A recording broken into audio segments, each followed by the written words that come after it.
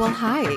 Welcome to another episode of Bougie Best Friend. Today we have a career chat. You guys know that I love my career girlies. I love these type of conversation, and I interviewed Lily Comba. Lily is the founder and CEO of Superbloom. Superbloom is an influencer marketing agency, and I am an influencer, and I've been in this space for a very long time. And I always love to learn from the brand side or the agency side of how things actually work. And Lily worked on the corporate side of influencer marketing for a very long time, and then she opened up her own agency. We talked about that transition from the corporate world to entrepreneurship and what challenges you might face. And once you decide that you are ready for something new, or you want to make the jump, or you want to switch careers, like how do you actually do that? And she gave like some actual tangible tips of like, if you're planning to quit your job, what to do, how to do it. I love talking to Lily. She's just so funny. It was an amazing conversation. We talked a lot about influencer marketing and some best practices for brands if they're just starting with their influencer marketing, or if they are already there but they just want to learn something new. So without further ado and me blabbing too much in this intro, let's just dive right in. And if you love this show, and I'm hoping that you do because I'm putting a lot of damn work into this podcast, like, subscribe, share it with a friend. You know what to do. Leave a review. Give me a high five. I don't know. Send good vibes into the universe. Do something. If you have a friend that is running their business and you think they're going to benefit from this episode, send it to them. They need to hear it. Okay, bye. Lily, welcome to Bougie Best Friend. Thank you for having me. You know, it's so nice to be actually able to speak to you, because I'm usually watching your webinars and I learn so. That's how I discovered you. I think this was almost like 2 years ago.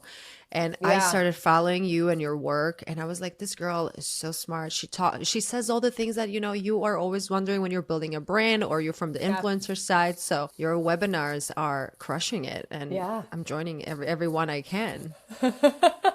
Well, thank you for that.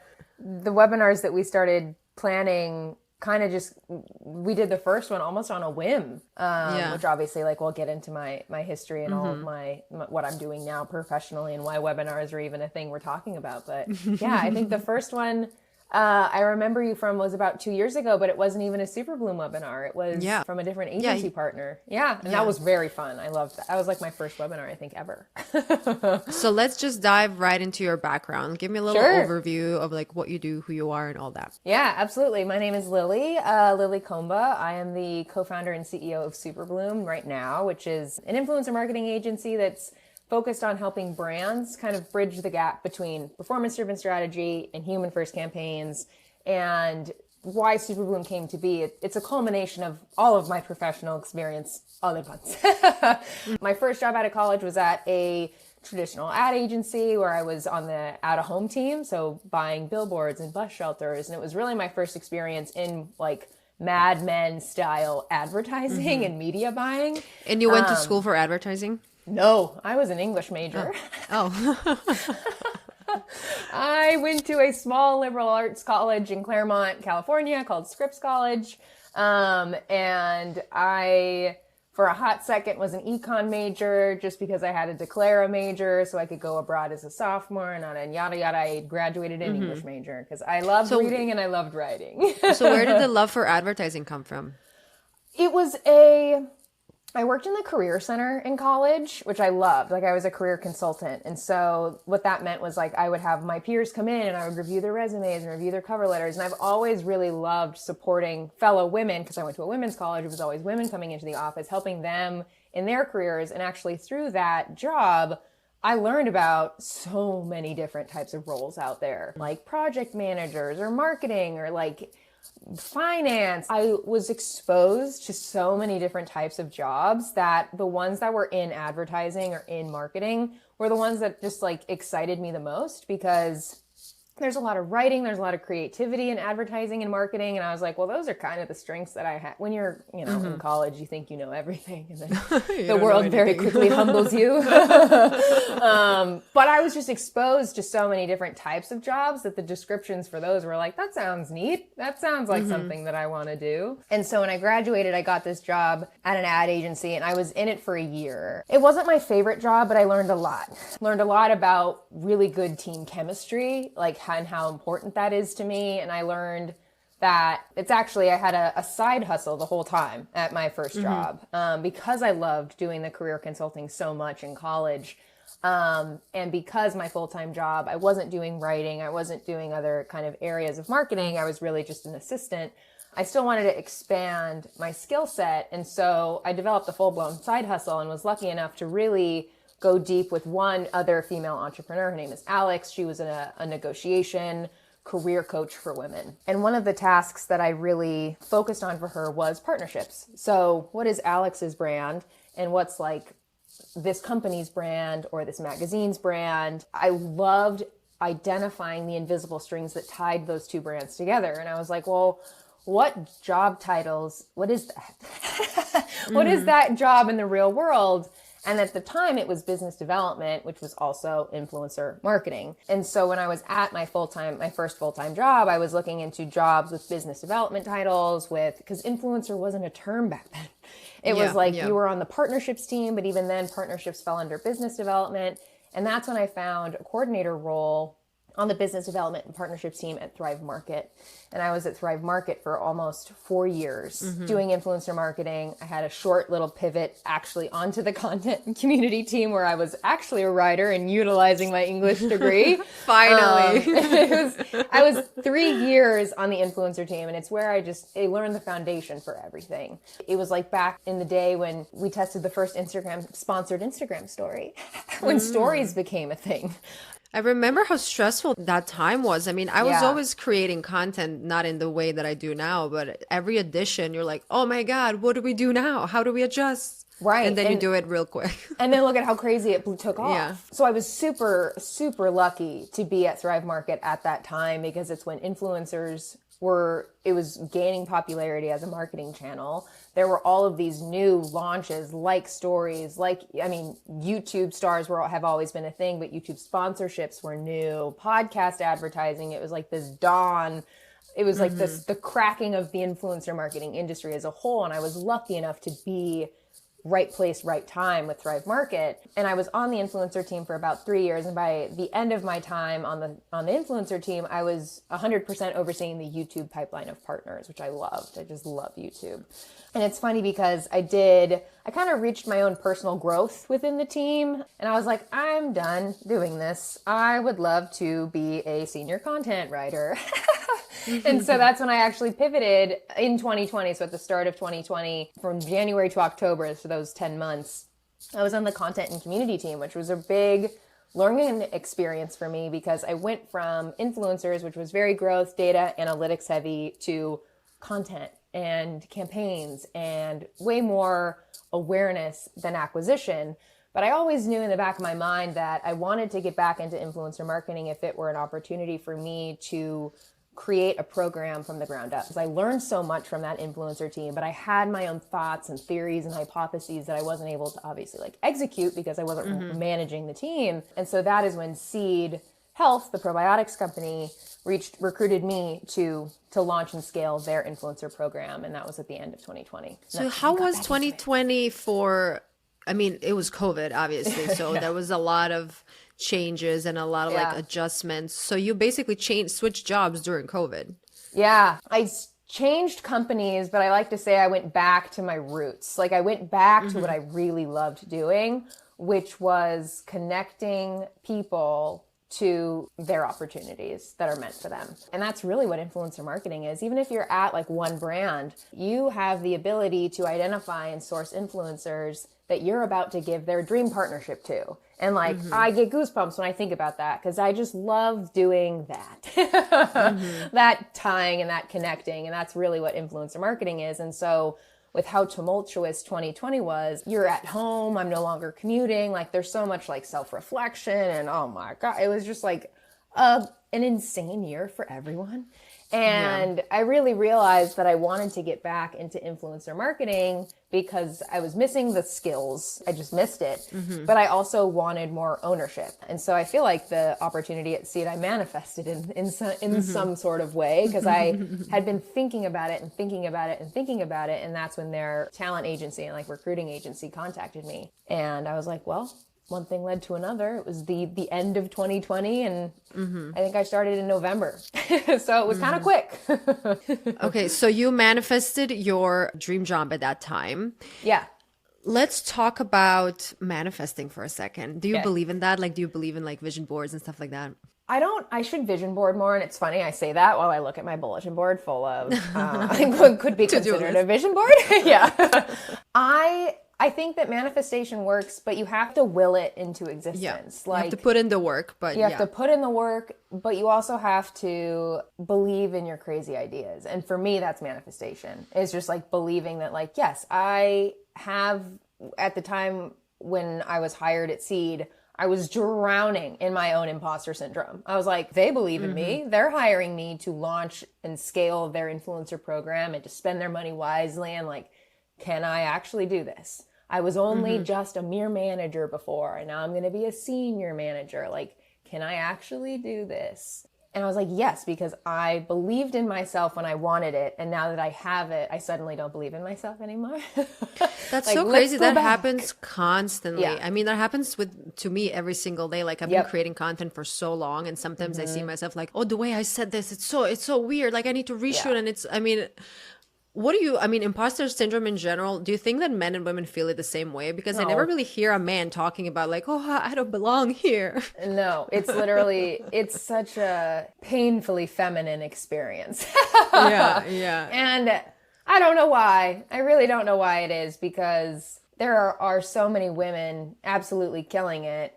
And they're always talking about how they've suffered from imposter syndrome. I don't know what it is. I can only obviously speak from the female perspective, but it's annoying as hell. So how long were you at Seed? I was at Seed from November 2020 till June 2023. So about just over a year and a half, 2.5 years. And then right after that, you started your company. Yeah, started Superbloom. Went right from Seed to Superbloom, which is a metaphor I did not realize I was making at the time, but oh my God, I just realized it right now. I know. So crazy. Okay, so you obviously have experience working in the corporate world, something that's like super structured. And as you said in the beginning, like sometimes you just can't make those changes that you potentially see that they have to happen to now running your own business. So how did you transition from that corporate world into entrepreneurship? It was a lot of different factors. And I would say it was a year passively in the making, and then 6 months of really getting into my own head and like digging myself out, because I loved the team that worked for me at Seed. The environment was very energizing, but everybody reaches their breaking point where they're just like burnt out. They don't have the same opportunity for impact anymore.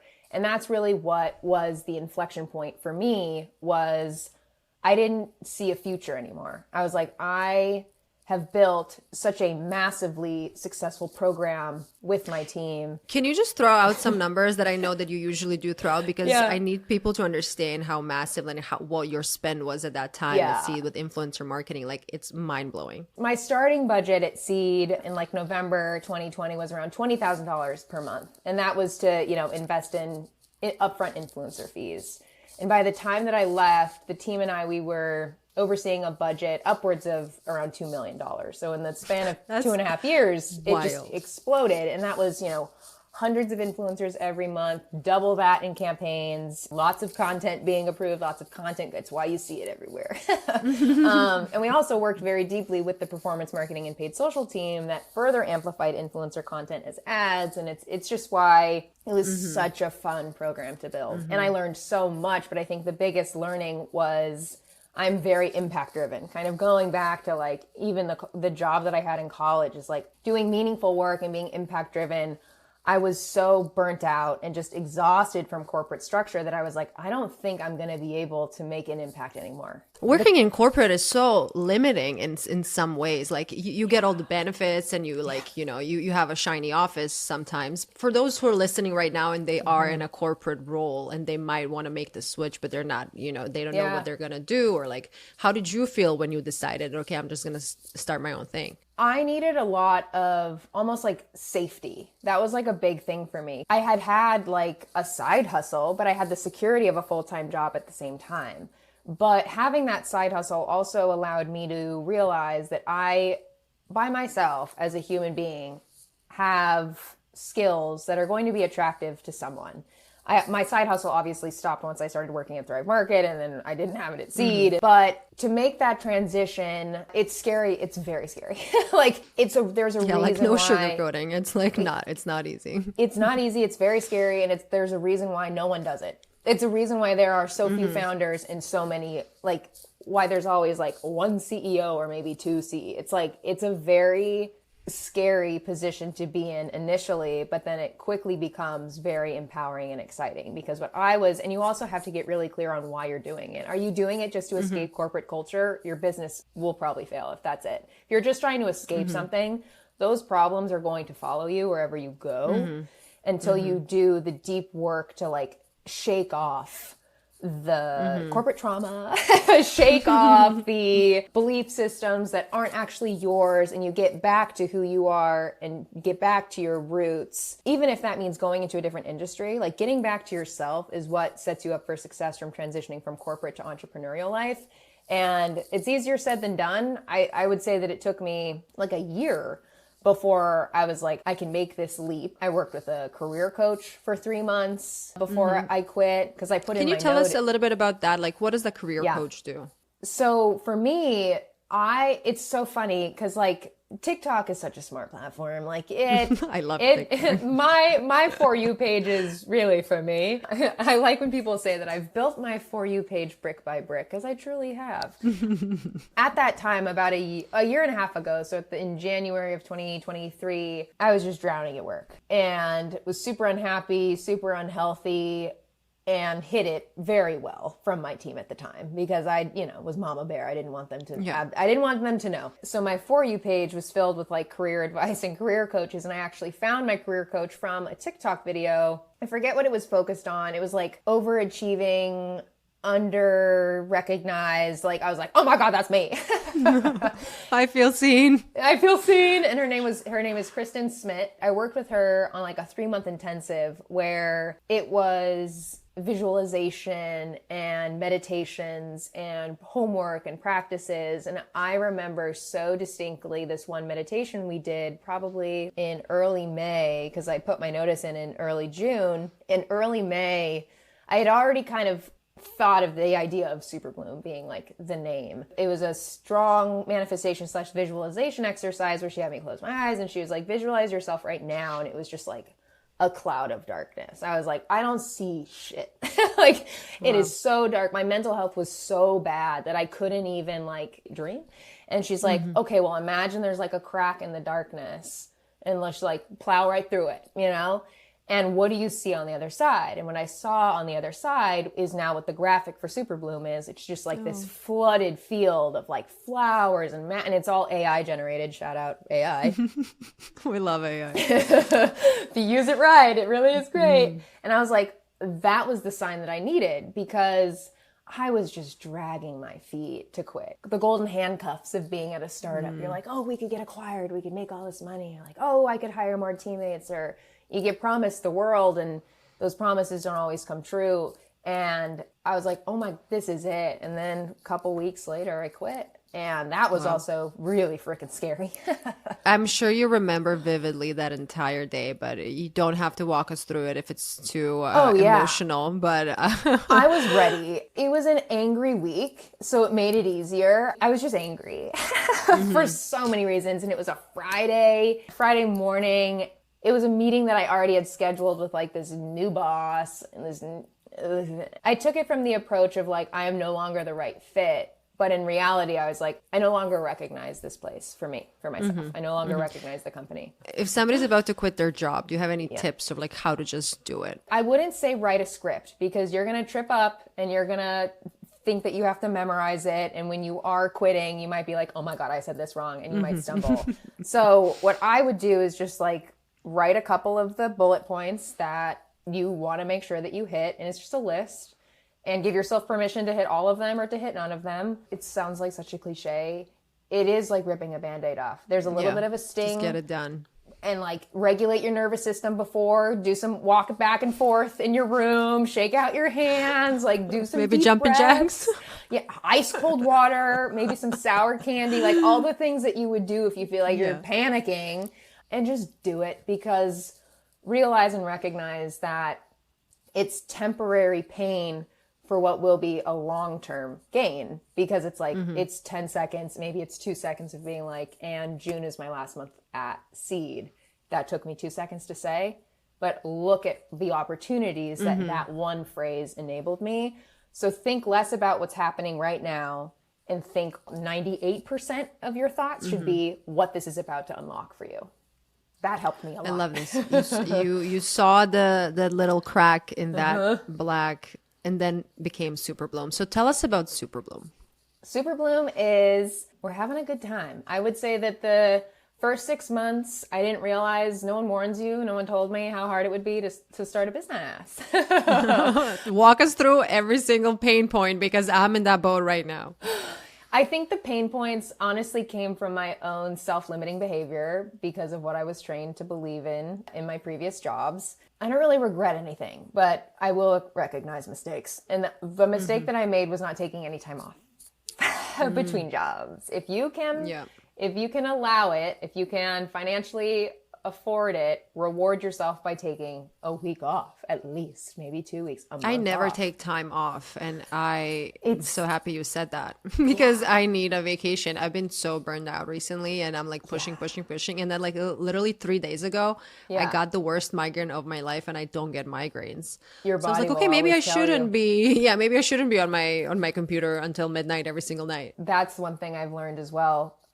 Is your body will always tell you when something's wrong or when something needs to change. And so practicing that self-awareness, and that's one of our team values at Superbloom, is know your limitations, because you can only know when you're approaching burnout or when you're burnt out. But even further than that, you need to be able to identify the solutions that get you out of that place. And I think the first 6 months of Superbloom, we were attracting clients that were very similar intensity to Seed, because that's what I was familiar with and that's what I thought was my comfort zone. And I quickly realized, I was like, no.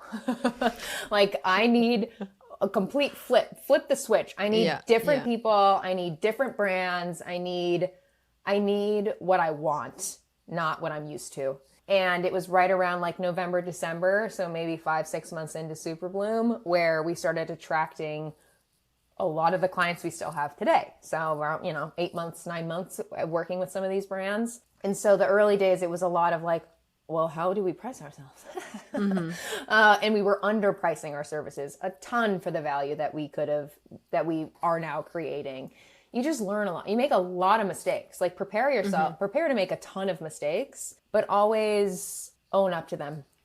Own your shit, own up to your mistakes, because people will respect you more for owning your mistakes rather than dismissing them. And that's a big thing that I realized too. Tell us specifically, what is Superbloom? I obviously know because I follow you. Yeah.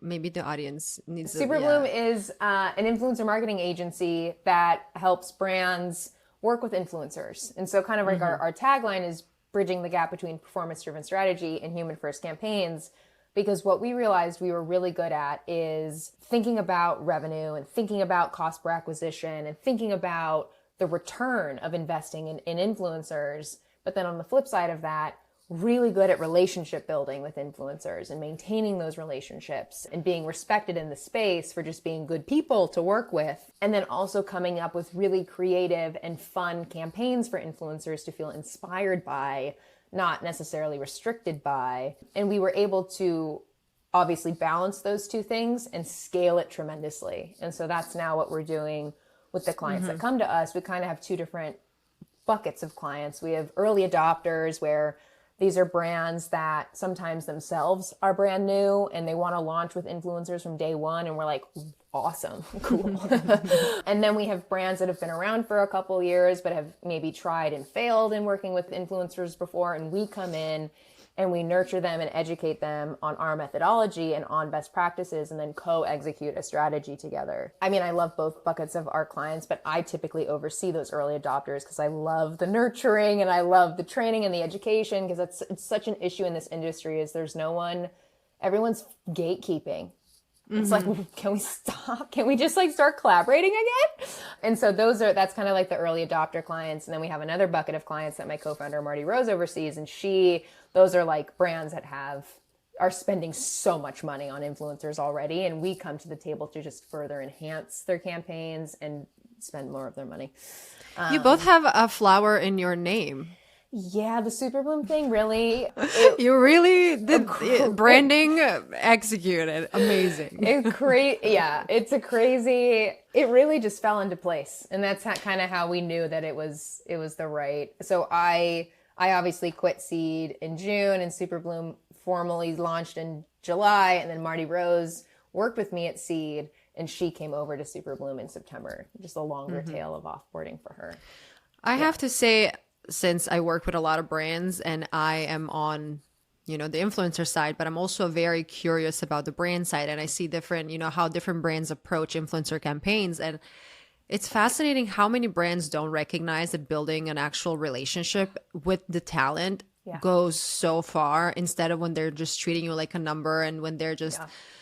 They just want this many clicks and this many that and this many, like you don't even think about brand awareness. And I'm sure some brands don't need brand awareness. They think they don't need it. Yeah. But they just, I mean, I don't even know how many brands I worked with in my life. And it's like, it's actually like a relationship with another human. Like they just don't recognize that. Yeah. So I would love to hear from you. Like, what do you think, why people, I mean, one of your taglines is like bridging the gap and like making those relationships first. Why do people still don't recognize that's the key to a successful campaign? I feel like I can answer this because I thought that I knew a lot about influencer marketing at Seed and Thrive Market, but since starting an agency, we are exposed to so many different belief systems and perceptions around influencers that it's mind-boggling. And I think that brands that don't prioritize the relationship portion of the industry are frustrated by influencers in general.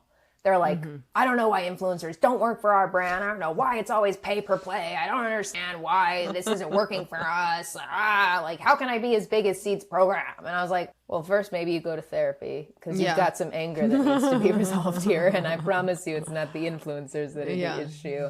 Because if it's your entire program isn't working, the common denominator is you. So... And we do a lot of that unraveling and re-education with our partners, because to be a good influencer marketer, you have to, like, our first team value, our first company value is relationship first, because that is make or break in this industry. And it is as simple as how you reply to emails, the education that you provide your influencers, the results of the campaigns that you provide, the getting on a kickoff call. Like, I love a kickoff call. When somebody's like hiring me for a campaign, just like get on a call. Like, let's just see what you want. Like, what are you, sure, I'm going to get a brief and I'm going to go through like your do's and don'ts, but it's so much easier to just get on a call, see what is your main thing, like what do you want to emphasize, and like how you want this campaign to succeed. And it's a 30-minute, it can be a 15-minute conversation. Yeah. And I think a lot of brands are like, oh, that's not scalable. Well, not everything has to be scalable. We were spending $2 million a month, and we made time. We accommodated every influencer that wanted to get on a call with us. What's the big deal? Hire a coordinator to do all of them. You need to invest in your influencers. And that's beyond just like a set aside marketing budget. You need to invest your time. You need to invest your creative. You need to invest your interpersonal abilities and skills. Like, these are people at the end of the day. Like, you are marketing the human experience with humans. It's not just an ad set. I think a lot of people that want like a growth focused or like a growth forward program come from acquisition heavy backgrounds where it's like they're just used to working with ad sets that don't talk back, that don't have personality, that aren't people. And so it's a complete switch in your brain. It's literally like dating. You have to be nice to people in order for them to work with you. Like mind-boggling. Yeah. Okay, so in Superbloom, you work with a lot of small brands, but you also work with a lot of large brands. Yeah. So how do you approach a brand? Let's say a small brand that doesn't really Mm-hmm. have a lot of budget, but as you said, some want to work with influencers right away. How do you handle that relationship and all that? We have none of our agency's offerings are cut and dry. We don't have a standard rate card. Like everything that we do is custom because influencer marketing is unique to each and every brand. And so like the inherent nature of our agency reflects the nature of influencer marketing as well. So a lot of brands will start just consulting basis, or we'll get them into our accelerator program, which is like a boot camp. It's like a 4 to 6 week boot camp. You meet with us twice a week for an hour each time, and we train you on everything we know. It's kind of like a sub offering. We don't even like really talk about it all that much until we get on a call with a brand that's just looking to be educated or re-educated on influencer marketing. It's also a big reason why we do webinars. Is like those early brands, they are gonna get so many influencer marketing agencies are so expensive nowadays. Yeah. These smaller brands that are just like looking to learn more and to crack into the industry can't afford those bigger agencies. And so it's a big reason why we even created the Brands in Bloom webinars, is because it's free information from people that are doing really good work in influencer marketing. And you get them from every avenue, like it's like skincare, wellness, every Supplements. type of every type of brand, so everybody can kind of find something that works for them. Yeah, I'm a huge advocate for like just information sharing. And that's a big thing that these uber early adopters, like maybe pre-early adopters need, is just education and honest level setting about this industry around expectations. Let's talk about expectations. Love that. Okay. You know what I love when I am working with a brand and I'm hired as a creator, I'm creating content. I'm not your sales rep. I'm not responsible for the amount of sales you hit, or like, sure, the amount of clicks are great, but like sometimes people think that we are a sales machine. So how do you communicate that to the brand? And obviously everybody needs to, the collaboration has to be successful in order for them to make sense. So how do you communicate those type of expectations that like you can't expect this to sell out because you paid an influencer? Yep. We failed at doing that in the early days. And I think it's because we were also so naive. We were so used to an influencer program that was just absolutely crushing it, that like, yeah, we can pay this person $5,000 and they'll back out. Like, yeah. And so that was also a much needed rude awakening for us in the early days too, where we're like, oh, we can't be guaranteeing the same results that we were able to so easily generate at Seed, because that program was 2.5 years old and this program is 0 months old. And so we never want to be the agency or the people that overpromise and underdeliver, because boy, howdy, are there enough agencies that do that. And so even if a brand doesn't like that, even if we're like, listen, you're going to see maybe a 0.5 return on your influencers on month 1, because we have to generate interest. There's this like marketing rule of 7 where you have to see a brand 7 times in order before you purchase. It's the same thing with influencers, and you have to get creative and collaborative with how you work with an influencer, because one-offs don't work. Do a 2-month scope. Crazy. Book 2 different campaigns within those months. Wild. Like there's no one in this industry that is a one-hit wonder. And if they are, they're very rare. And it just doesn't, I mean, it's a one-time thing. It's like a one-night stand. Like, okay, awesome. It's not going to be good. It was your first time. It doesn't really benefit your life overall. No. So like we are very vocal and very good about level setting expectations nowadays. And people respect us for it. And if it's just, and for me too, it's like, okay, well, they have unrealistic expectations around performance, which means like it would have been an unpleasant partnership if we were to work with them. So it's a good thing that we're not working with them. Yeah. And it's just like it's a total different mindset. And it translates into your personal life too. It's like, you need to set expectations. You need to set your boundaries. And if someone isn't open to them, well, they're not meant for you. So move on. When you do have budgets to hire influencers, and what qualities do you seek? Let's give a specific example. Let's say if it's like a skincare brand. Obviously they are I'm not even gonna give my opinion. Let's say you have a skincare brand in Superbloom and they want to do a campaign. What are you looking for in an influencer?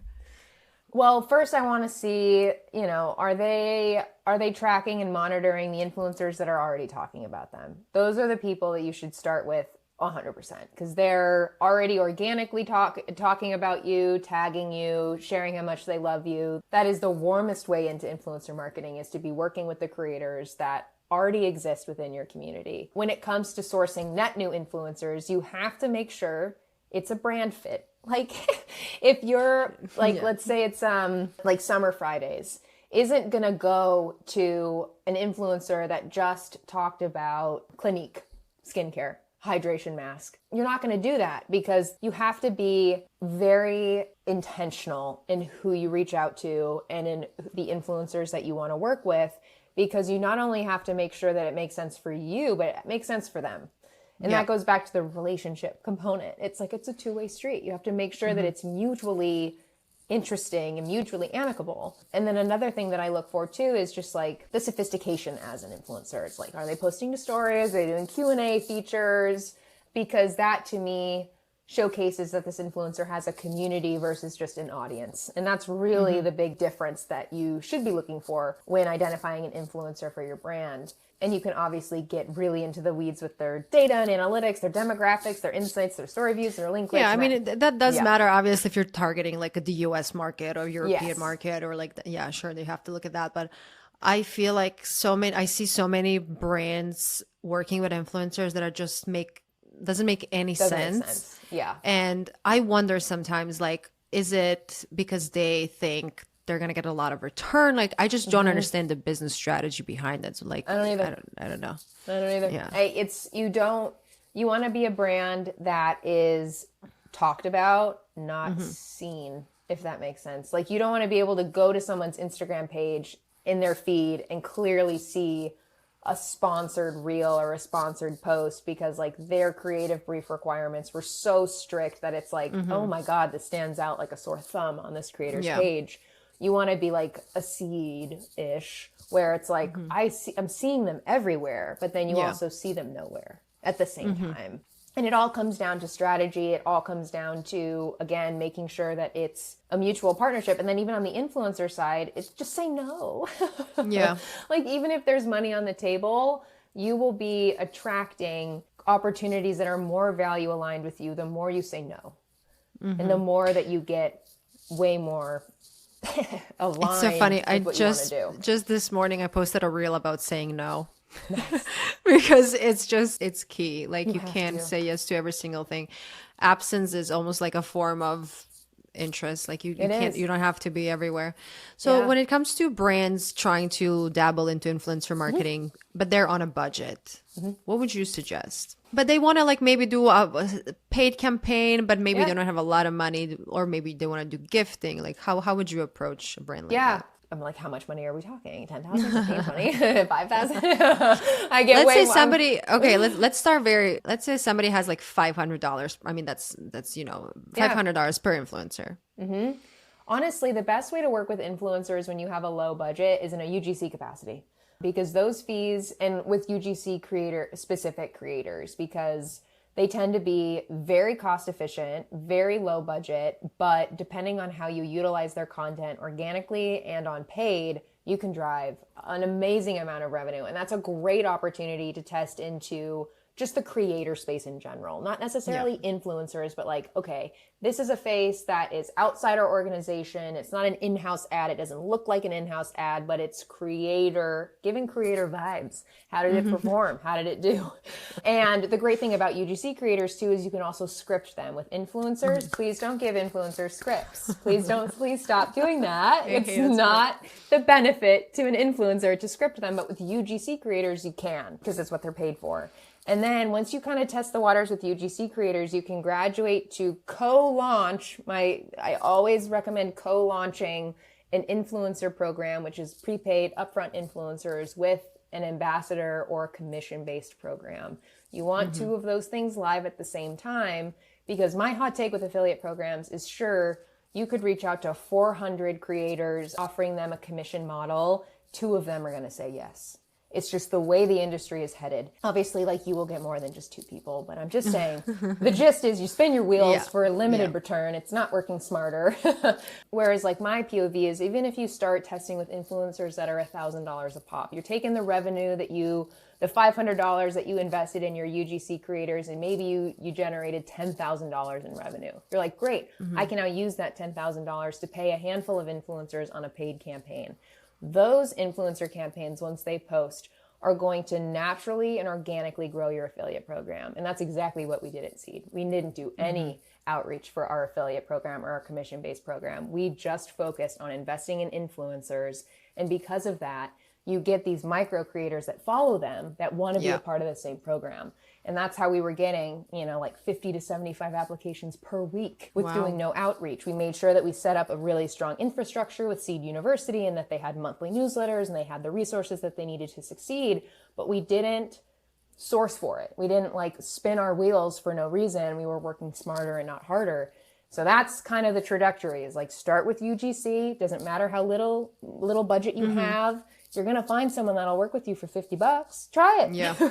And then, where do you suggest people look for UGC creators? There's some software out there that do UGC creators, or that can help you source. They're in your DMs. They're tagging you already, most likely. But then, hashtags, even TikTok. LinkedIn.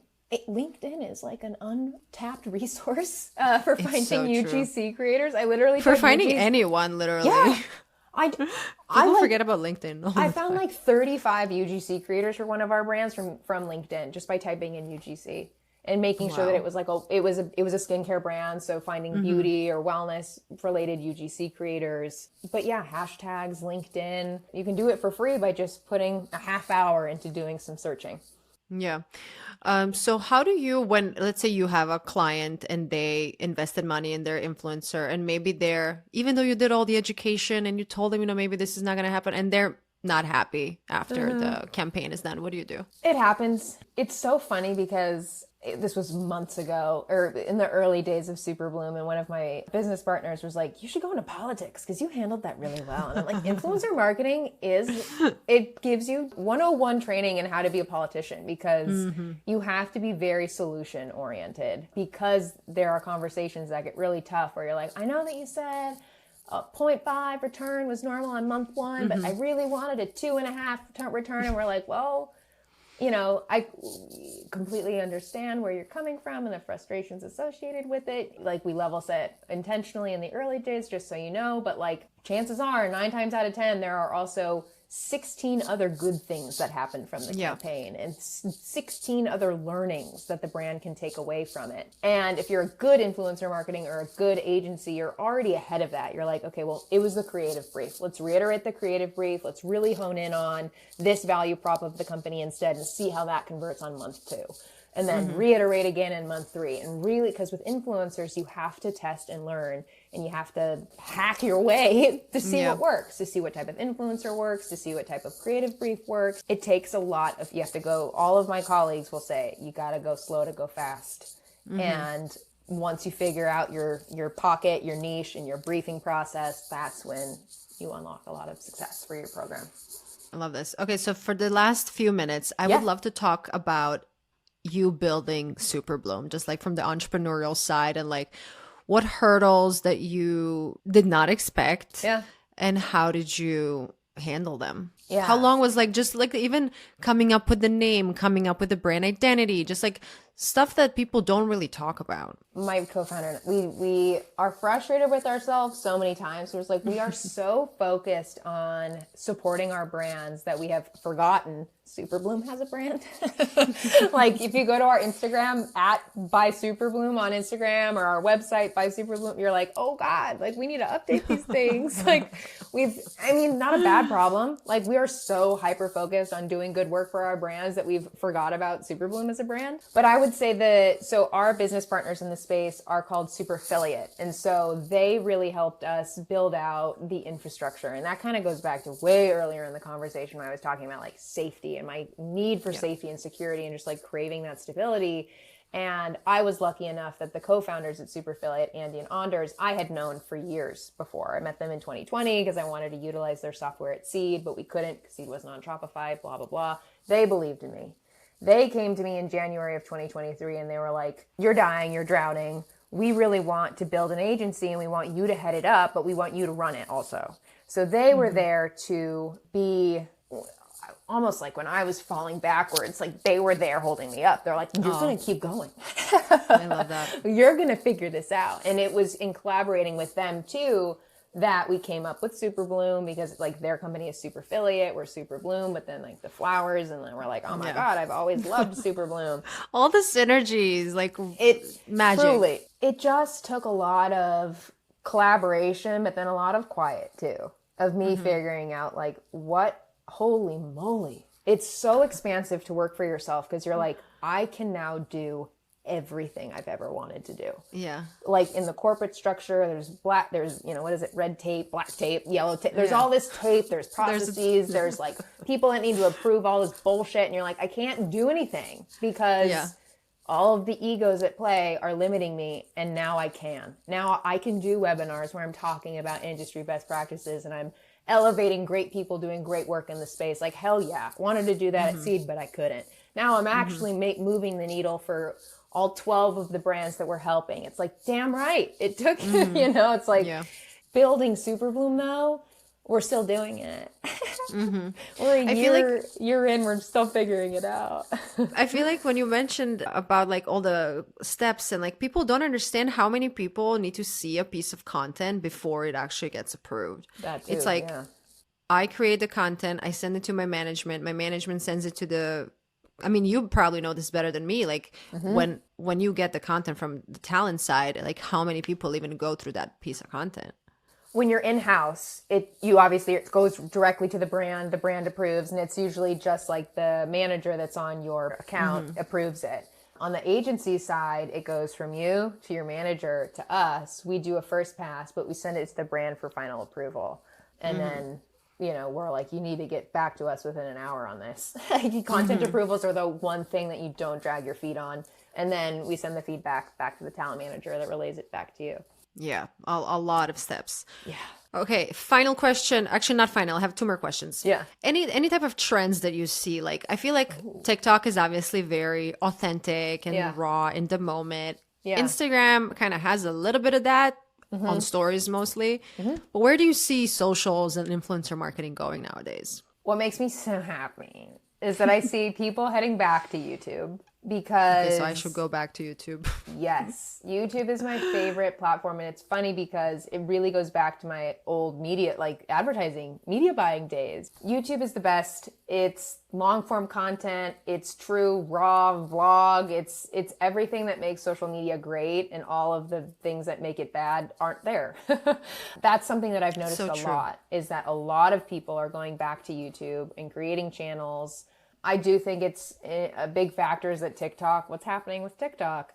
My engagement in TikTok is like one day I'm blowing up, the other day like 30 views. It's embarrassing. TikTok is so embarrassing. TikTok is so embarrassing and so humbling as a content creator. Yeah. But also like, is it going away? Like what is literally happening with TikTok? I think a little bit of that fear. It's getting more people back to Instagram, and it's bringing a lot more people back to YouTube, which I'm very happy about. We need more people back to YouTube. So YouTube is the way to go. Okay, noted. I will do that. Yeah. One Not to final add more question. to your plate, but go launch a YouTube channel. Let me start with daily vlogs. I have no idea who's gonna edit all of that. You putting your podcasts on YouTube? Yeah. And you're great. You've already got you're gonna be on YouTube. Oh my God. You've already got a channel. Now you can just I used to be like a YouTuber kind of, like I was doing vlogs and like makeup tutorials when I was a makeup artist. Oh my God, I love that. And then when I started with TikTok and everything was short form, I just like focused on short form and I was like, whatever. Yeah. But actually I have two more questions. You're just so smart. I have to like take advantage. If you're a brand that is just starting to post on social, TikTok, Instagram, there's a few brands that do a really good job. They show you all the behind the scenes, and they like, what would you say, how can a brand stand out on social nowadays? Humanize your brand.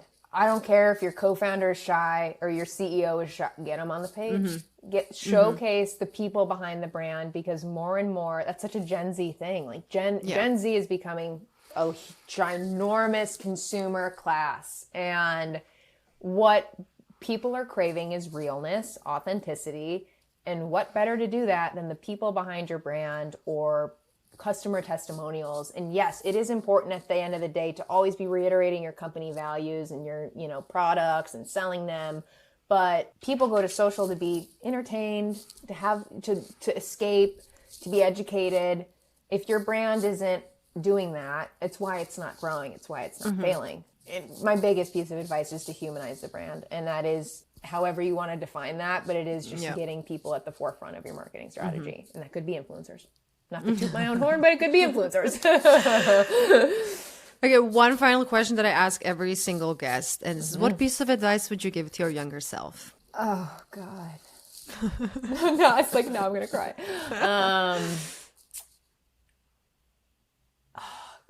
What advice would I give? Oh, my God. I want it. It sounds so cliche, but it's... We like a cliche. Cliches are there for a reason. It's honestly, everything always works out. You just, it does. It might not be the way that you pictured it. It might not be the way that you visualized it, but everything always works out. Even if you fail miserably on the way or you completely pivot, everything always works out because you believe in yourself. Like you have everything within you to do what you want to do and to do what you need to do. So I guess it's kind of two. Mic drop. Love it. Love it. Crushed it. Little Lily needed to hear that a lot. Oh, high five, little Lily.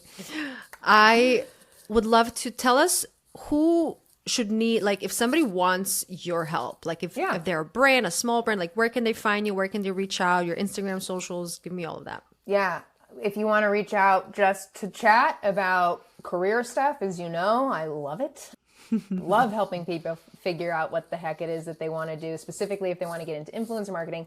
You can find me on Instagram at Lily Comba, LinkedIn. You can email me at lily at buysuperbloom.com, bysuperbloom.com.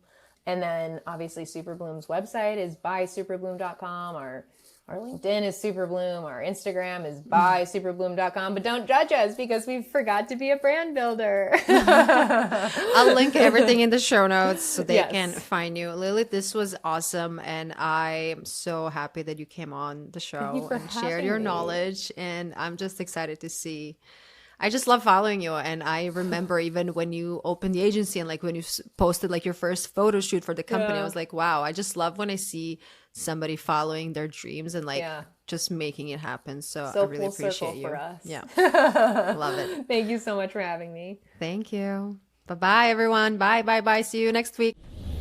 Bougie Bestie, thank you so much for listening. I hope you enjoyed the episode. Be sure to subscribe to my podcast so you never miss out. I release new episodes every Friday. If you love Bougie Best Friend, please leave a 5-star rating and a review. Your support means the world and it helps the show grow. You can also follow me on Instagram, TikTok, and YouTube at KOKO Beauty, and you can find Bougie Best Friend on Apple, Spotify, and all other major podcasting platforms. Love you. Bye.